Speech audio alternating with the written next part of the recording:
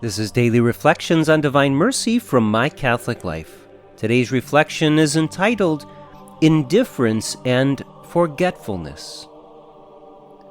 If you were married and you were regularly indifferent to your spouse, this would be a problem. Indifference means there is a lack of sincere care for the good of the other.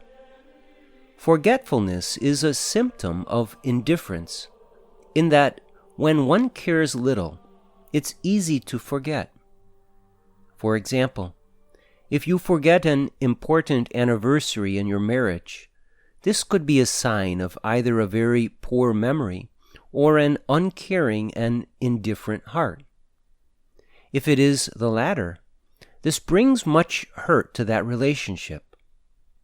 One reason this brings much hurt is that the cause of the hurt is subtle.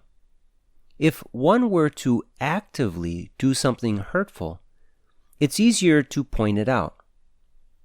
Indifference is a passive action in that something is missing.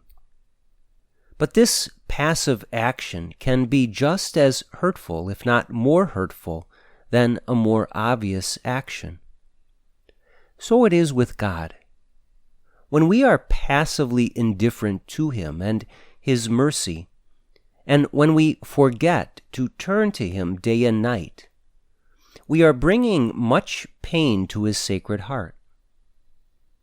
Examine your conscience today and try to honestly identify any struggle you have with indifference. It may not be manifestly clear to you. You may not even realize this is a sin and the cause of much hurt to others. But this form of neglect causes deep wounds over time. Try to make an honest examine, and if you realize that this is your sin, do not hesitate to do something about it. Renew your care for those whom God has put in your life, and especially renew your caring heart toward God and the mercy He wishes to bestow. If you are indifferent to the mercy of God, this wounds His heart and does even more damage to you over time. Let us pray. Lord, I desire to care to the greatest degree.